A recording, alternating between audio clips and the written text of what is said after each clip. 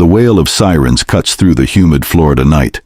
Paramedics rush through automatic doors, wheeling a man whose screams echo through the emergency room corridors. His body convulses on the stretcher, skin pale as paper, sweat pouring down his face as he clutches his stomach in agony. The attending physician takes one look and immediately calls for backup. What they're seeing defies everything they know about medicine. Doctor's voice echoes through the halls. "We thought he wouldn't survive the night. In 20 years of emergency medicine, I'd never seen anything like it."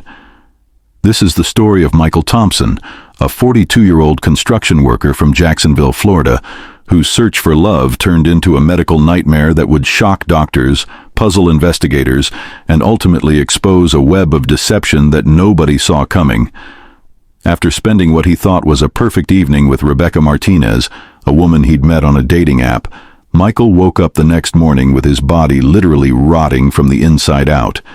His organs were shutting down one by one, his skin was changing color, and the infection spreading through his bloodstream was unlike anything medical professionals had ever encountered.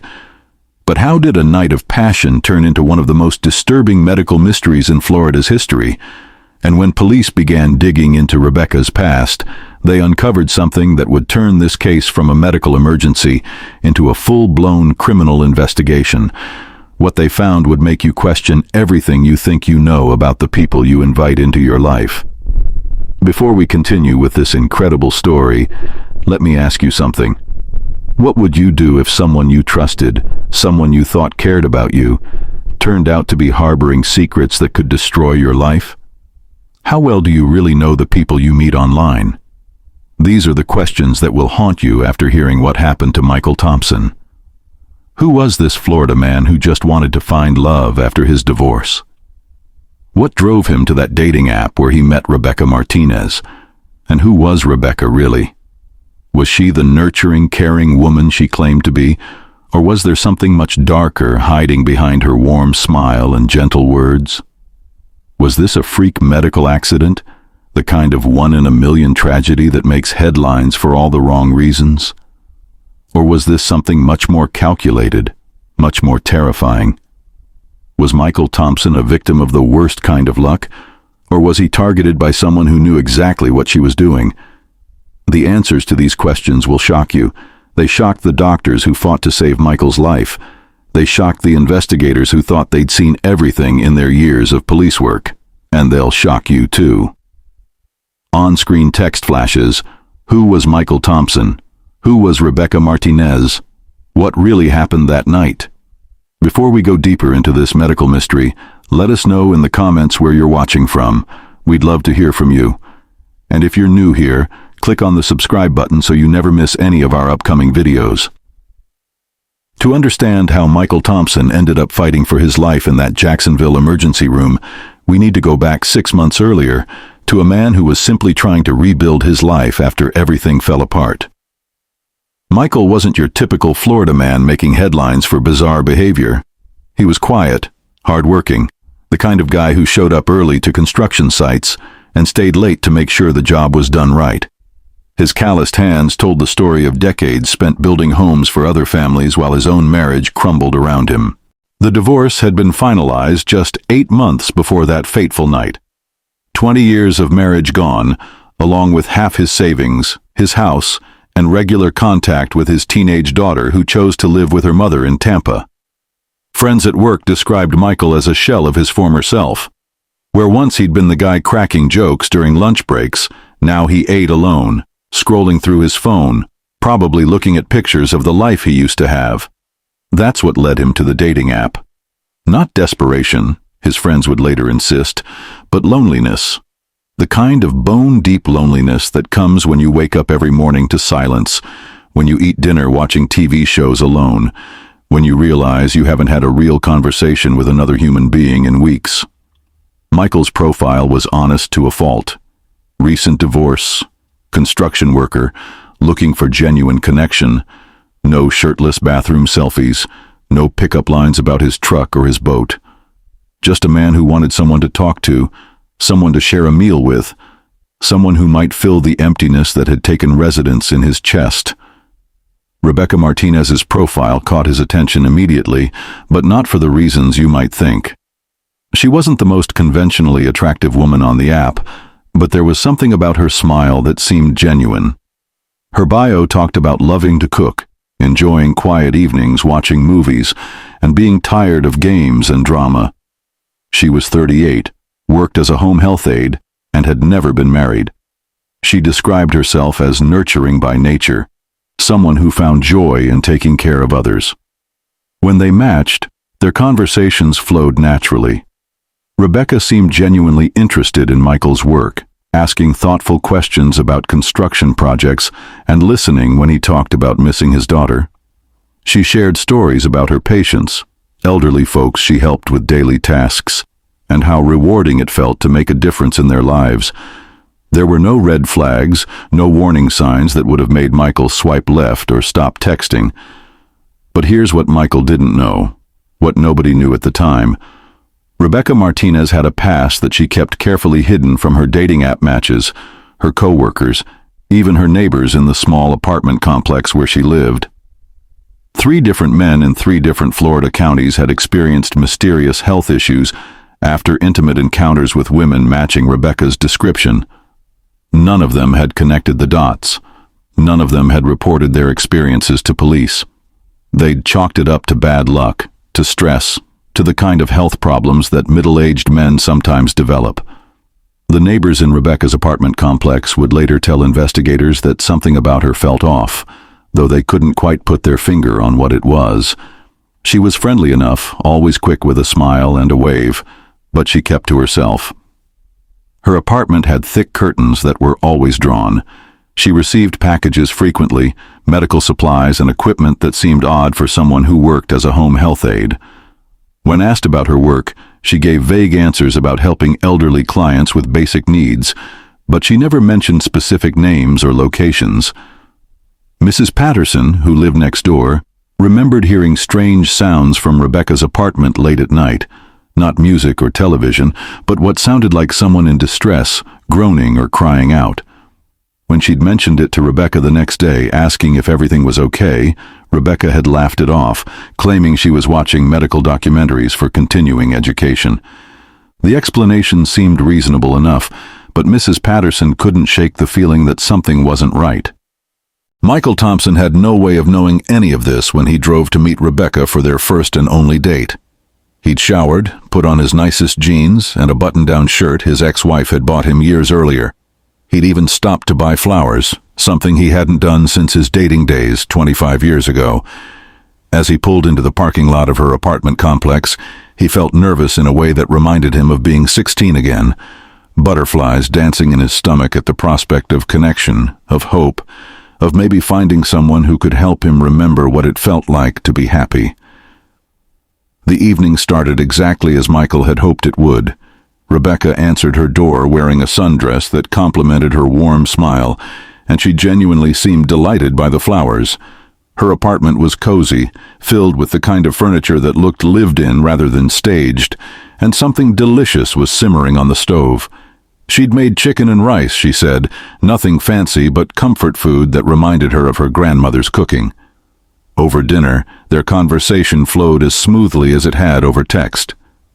Rebecca asked about Michael's construction projects, and he found himself telling stories he hadn't shared in years about the satisfaction of building something permanent, something that would outlast him.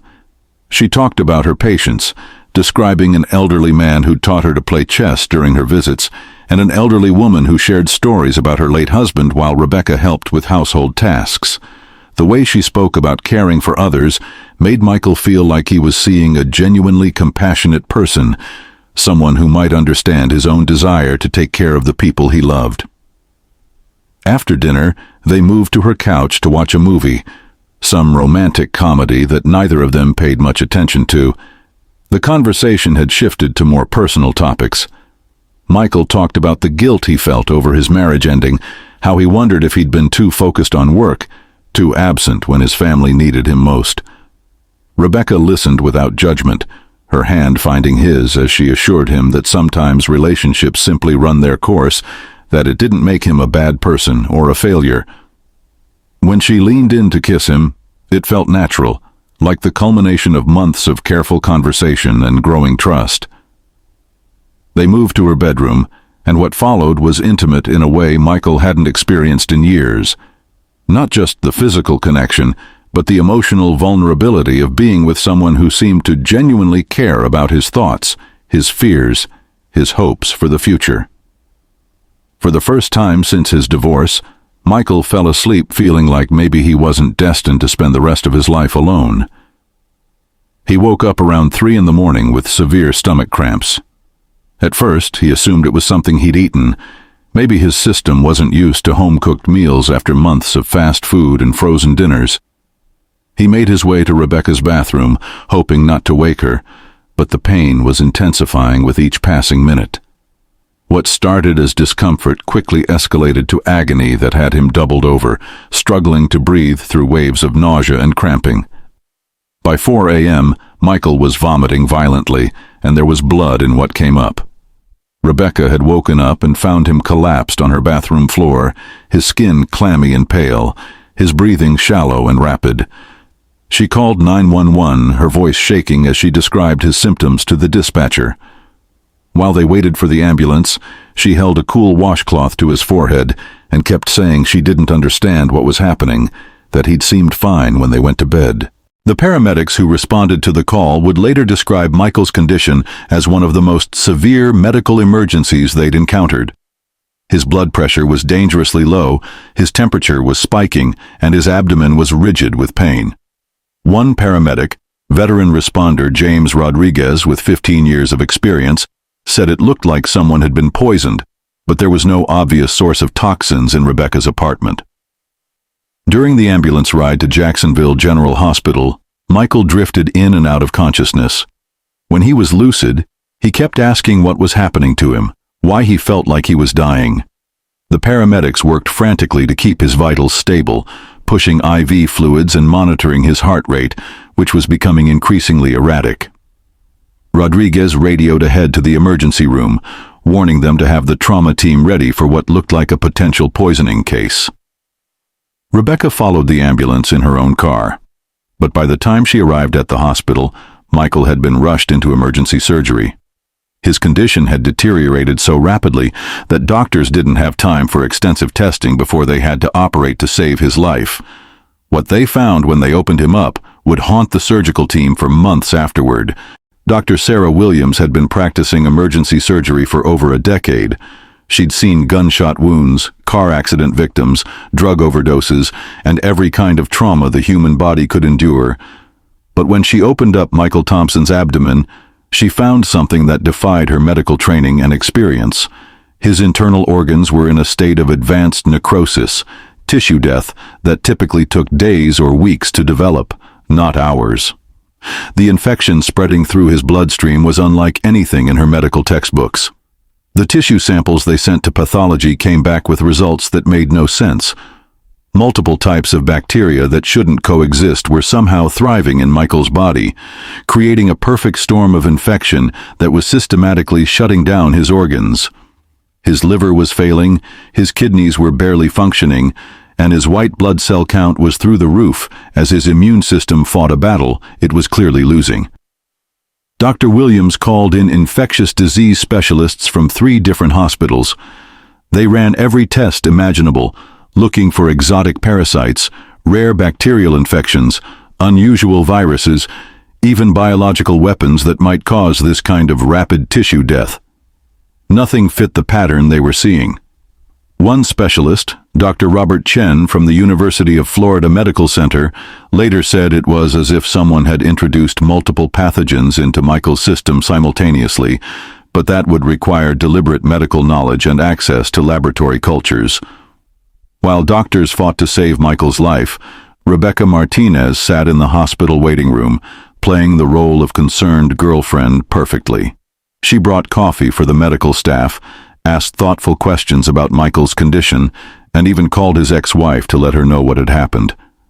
To everyone who saw her, she appeared to be exactly what she claimed to be, a caring woman devastated by her new boyfriend's mysterious illness.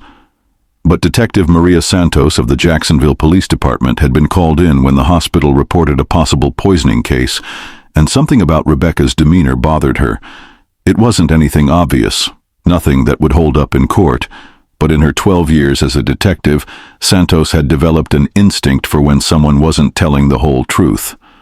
Rebecca answered every question cooperatively, provided a detailed timeline of the evening, and seemed genuinely confused about what could have caused Michael's condition. Yet something felt rehearsed about her responses. Santos began investigating Rebecca's background, while Michael remained in intensive care, his condition critical but stable. What she found was a woman with a surprisingly clean record, no arrests, no complaints, steady employment history as a home health aide. But when Santos started digging deeper, talking to Rebecca's former employers and the families of her patients, a disturbing pattern began to emerge. 3 elderly patients Rebecca had cared for in the past 2 years had died of sudden medical complications. The deaths hadn't raised suspicions at the time because elderly patients with multiple health conditions often experience rapid declines. The families had been grateful for Rebecca's compassionate care during their loved ones' final days. She'd even attended 2 of the funerals, bringing flowers and offering comfort to grieving relatives. But Dr. Chen, the infectious disease specialist, found similarities between Michael's condition and the symptoms described in the elderly patient's medical records before their deaths.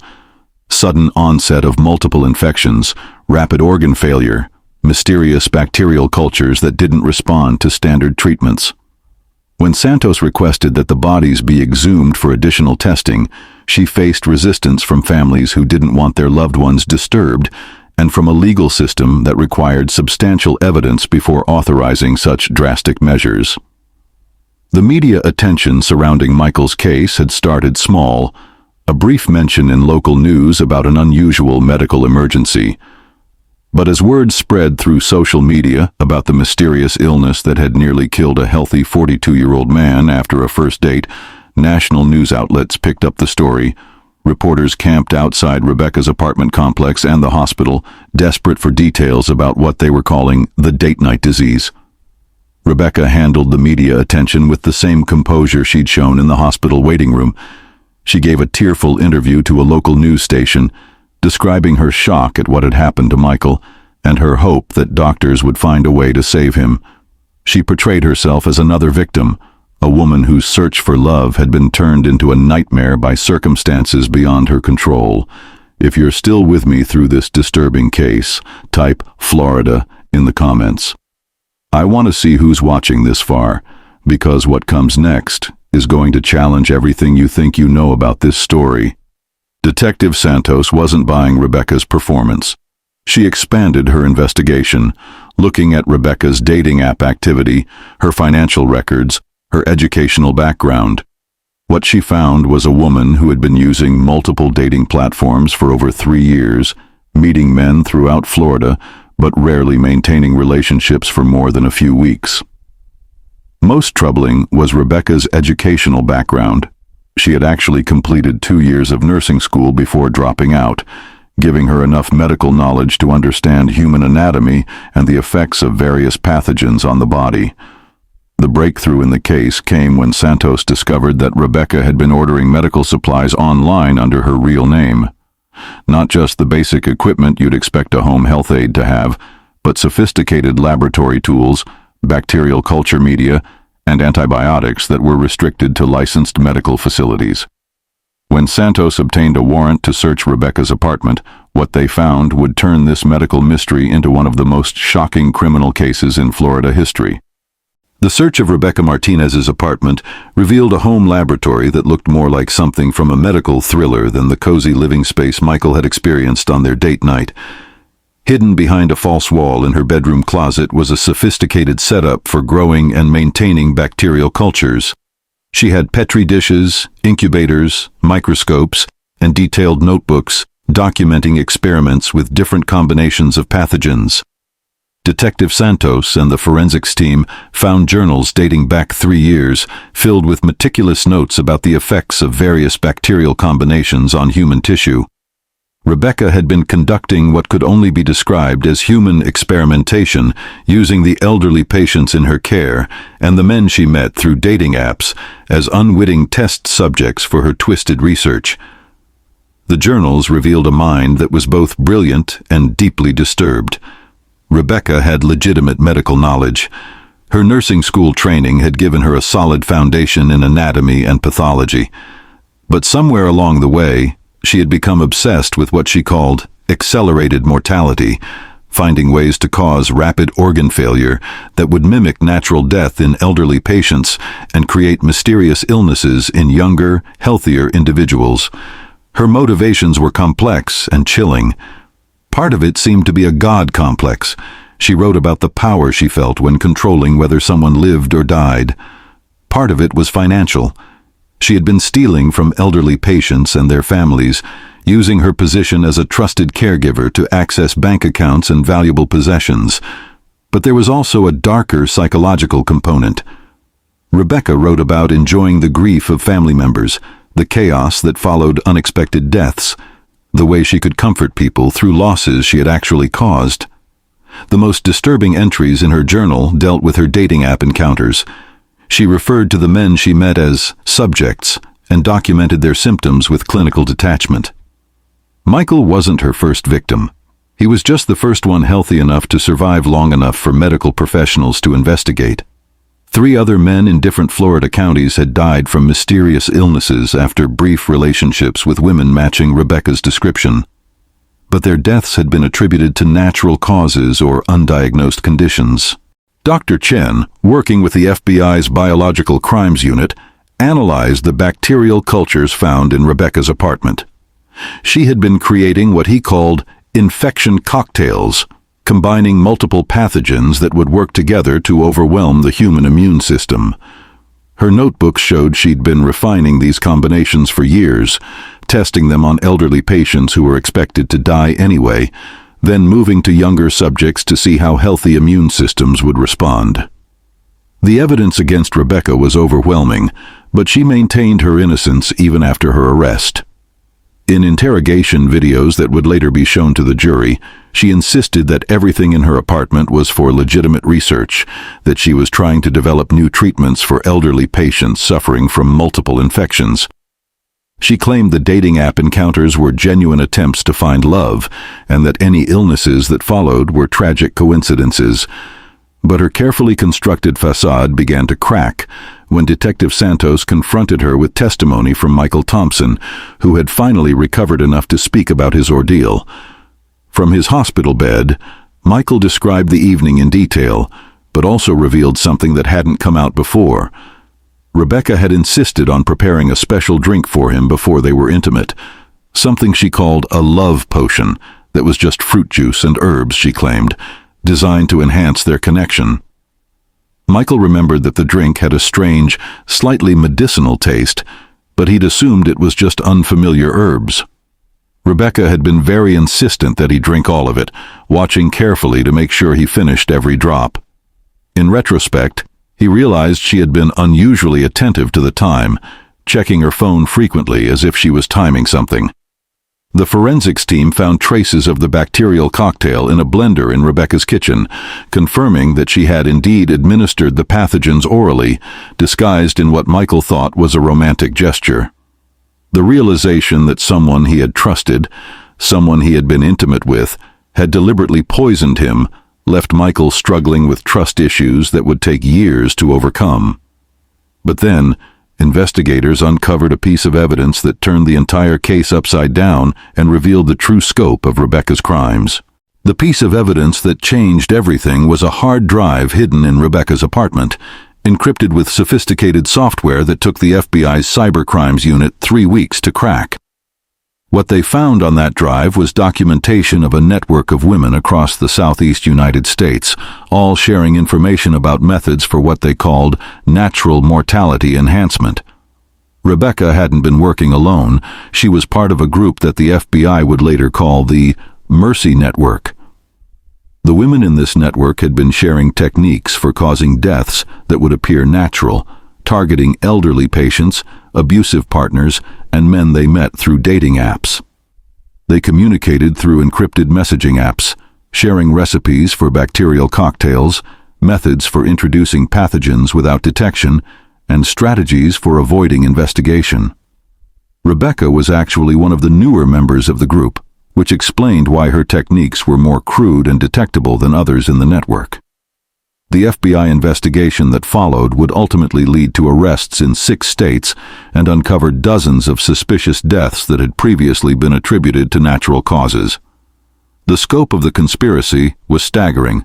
These women had been operating for over 5 years, refining their methods and supporting each other in avoiding detection. During the trial, prosecutors painted Rebecca as a cold-blooded killer who had perverted her medical training to satisfy a twisted desire for control over life and death. The defense argued that she was mentally ill, suffering from a personality disorder that made her incapable of understanding the difference between right and wrong. They brought in psychiatrists who testified about her troubled childhood, her history of feeling powerless, and her desperate need to feel important and in control. The testimony from Michael Thompson was devastating for the defense. He described not just the physical agony of nearly dying from Rebecca's poison, but the psychological trauma of realizing that someone he had trusted with his most vulnerable moments had been conducting experiments on his body. He spoke about the nightmares, the panic attacks whenever he tried to date again, the way the experience had shattered his ability to trust others. The families of Rebecca's elderly victims also testified, describing how they had welcomed her into their homes, trusted her with their most precious loved ones, and believed her tears of sympathy were genuine when their family members died. Learning that their grief had been orchestrated by someone they considered a friend was a betrayal that went beyond the original loss.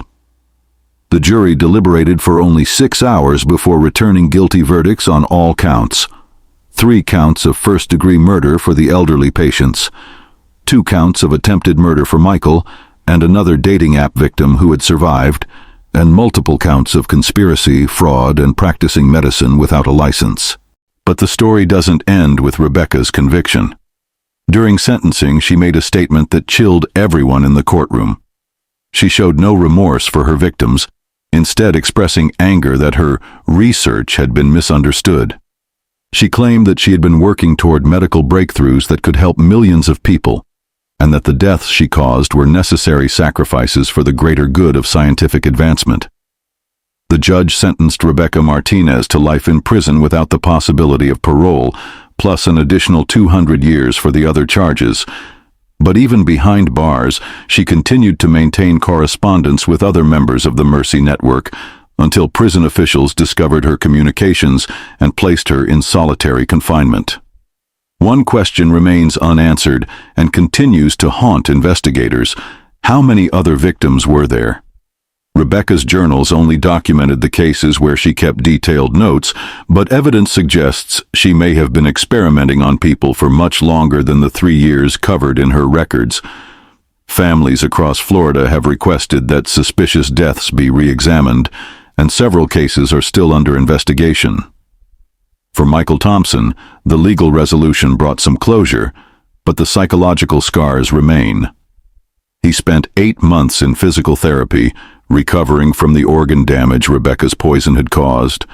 He underwent counseling to deal with the trauma of betrayal and the fear of trusting others. 2 years later, he's back to work in construction, but he's never returned to dating apps. The experience taught him that the person you think you're falling in love with might be conducting experiments on your body while you sleep. This case raises questions that go far beyond one woman's crimes. How well do you really know the people you meet online? How do you protect yourself from someone who has medical knowledge and the intention to use it against you? What would you have done in Michael's situation? Would you have been suspicious of that special drink, or would you have trusted someone you thought cared about you? But perhaps the most disturbing question is this: how many Rebecca Martinez cases are out there that we haven't discovered yet? How many mysterious deaths, how many unexplained illnesses, how many broken hearts are actually the result of calculated crimes by people we trust? I want to know what you think about this case. Do you believe this was a case of mental illness that led to horrific crimes, Or do you think Rebecca Martinez knew exactly what she was doing and simply didn't care about the suffering she caused? Drop your thoughts below. We're reading every single comment, and I'm genuinely curious about your reactions to this story. Have you ever had an experience where someone you trusted turned out to be completely different from who you thought they were? How did you recover from that betrayal? And what precautions do you take when meeting people through dating apps or online platforms? If you thought this story was disturbing, wait until you hear about the case we're covering next week. The man who buried his wife after she died in a car accident, only to have her show up at his door 10 years later, very much alive and with no memory of the past decade. The truth behind her disappearance involves human trafficking, medical experimentation, and a conspiracy that reaches the highest levels of government. Make sure you subscribe and hit the notification bell so you don't miss that story or any of our other investigations into the crimes that official authorities want to keep hidden. We're committed to bringing you the true stories that mainstream media won't touch, the cases that reveal how dangerous the world can be when we let our guard down. And remember, the people in your life, the ones you trust most, might be keeping secrets that could change everything. Stay safe out there, and we'll see you in the next investigation.